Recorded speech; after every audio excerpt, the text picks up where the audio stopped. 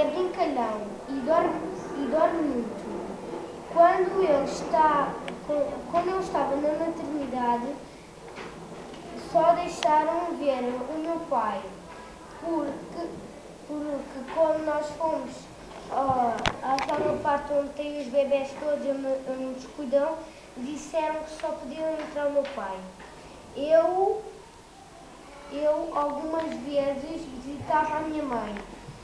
Ele tem 7 dentes, já tinha a casa toda. Tem os olhos castanhos